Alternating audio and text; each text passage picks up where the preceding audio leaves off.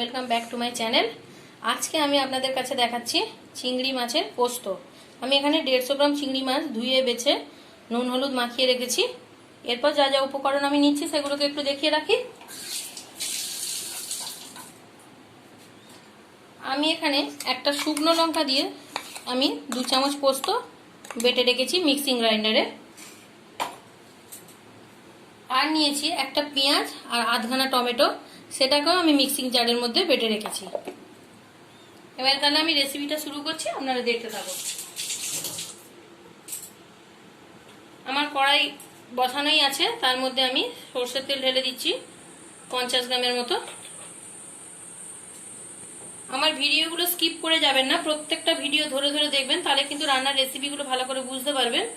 নয়তো যদি স্কিপ করে যান, কখন কোন জিনিসটা আমি ব্যবহার করছি তাহলে বুঝতে পারবেন না, তাহলে রান্নাগুলো খারাপ হয়ে যাবে। আপনারা একবার বাড়িতে করে দেখবেন, অবশ্যই আপনাদের ভালো লাগবে। এই চিংড়ি মাছের পোস্ত একটা খুবই ভালো খাবার, এটা শুকনো ভাত দিয়ে খুব ভালো লাগে। এটা একটু ঝাল ঝাল তেল তেল হবে জিনিসটা। আমি করে দেখাচ্ছি, আপনাদের দেখতে থাকুন। সবার আগে আমার চ্যানেলটাকে সাবস্ক্রাইব করে রাখবেন, পাশে থাকা বেল আইকনটা বাজিয়ে রাখবেন, লাইক করবেন, কমেন্ট করবেন, সবার কাছে এটা শেয়ার করে দেবেন।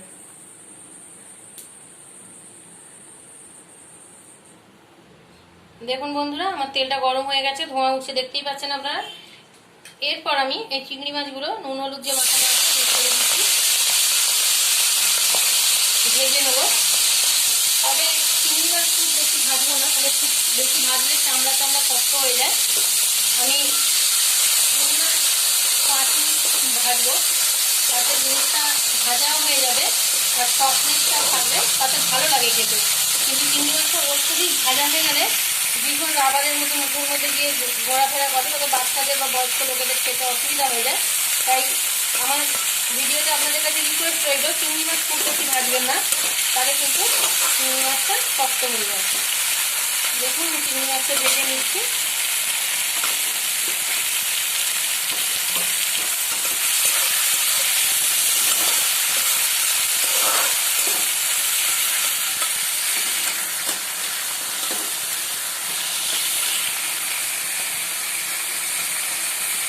বন্ধুরা, আমার মাছটা ভাজা হয়ে গেছে, আমি কড়া থেকে তুলে নিচ্ছি। কেন আমি প্রথমেই বলি কি, মাছটা বেশি ভাজলে চামড়া হয়ে যাবে। ভেজে তুলে নিলাম। আপনারা এটা অনেকটা মাছ নিয়েও করতে পারেন, অসুবিধা নেই। আমি 150 গ্রাম করছি, কেন আমাদের বাড়িতে এটা 150 গ্রামটাই লাগবে। তাই আমার কড়াইতে যে তেলটা আছে ওর মধ্যে বেটে রাখা পেঁয়াজ আর টমেটোটা দিয়ে দিচ্ছি।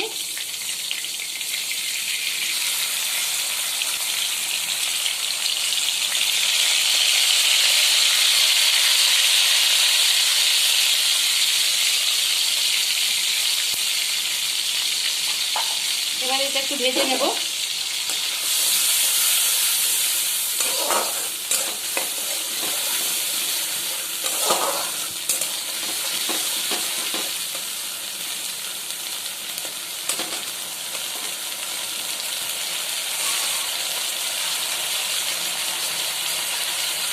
দেখুন বন্ধুরা, আমার পেঁয়াজটা ভাজা হয়ে গেছে, তেলটা একটু ছেড়ে এসেছি। আর যতক্ষণ পর্যন্ত পেঁয়াজটা ভাজবো, যতক্ষণ কাঁচা গন্ধটা চলে যায়। এরপর আমি অল্প পরিমাণ লবণ দিয়ে নিচ্ছি, আপনারা স্বাদ মতো দিয়ে নেবেন এটা। আর ঝালটাও আপনাদের স্বাদ মতো দেবেন। আমি একটা লঙ্কা পোস্তর সাথে বেটেছি, দিয়ে দিচ্ছি অল্প করে হলুদ। আমার যেহেতু নুন হলুদটা মাখানো আছে মাছেতে, তাই সেই পরিমাণে আমি দেবো। এরপর একটু নাড়াচাড়া করে নিয়ে আমি দিয়ে দিচ্ছি আমার বেটে রাখা পোস্তটা। আমি একটু পাতলা করে নিয়েছি সুবিধার জন্য।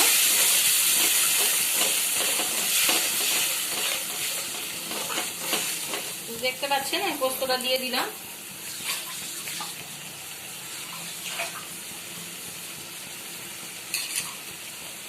মিক্সির গ্রাইন্ডারের বাটিটা ধুয়ে আমি পুরো সম্পূর্ণ পোস্তটা ধুয়ে দিয়ে দিলাম।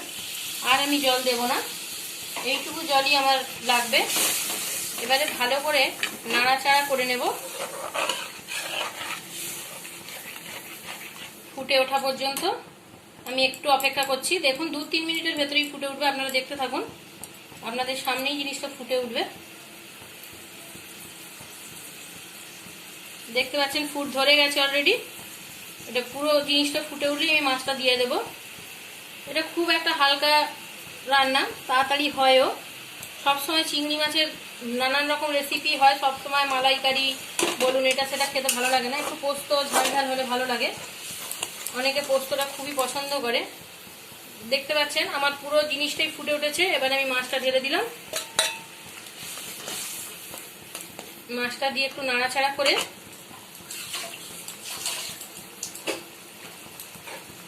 ওপর থেকে কাঁচা তেল দিয়ে দেবো অল্প করে।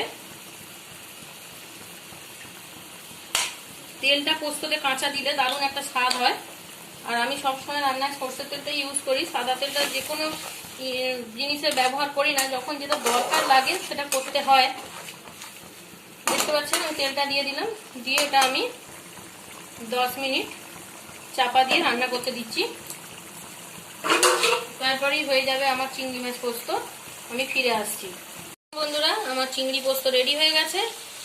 এবারে আমি এটা নামিয়ে গরম গরম সার্ভ করব। আপনারা আমার চ্যানেলের রেসিপিগুলো দেখতে থাকুন, লাইক কমেন্ট করতে থাকুন। অনেক রেসিপি আমি ছাড়বো, বিভিন্ন রেসিপি দেখে আপনারা ট্রাই করবেন বাড়িতে, নিশ্চয়ই ভালো লাগবে আপনাদেরও। সবাই সুস্থ থাকুন, ভালো থাকুন। পুজোর সময় এসে গেছে। ধন্যবাদ।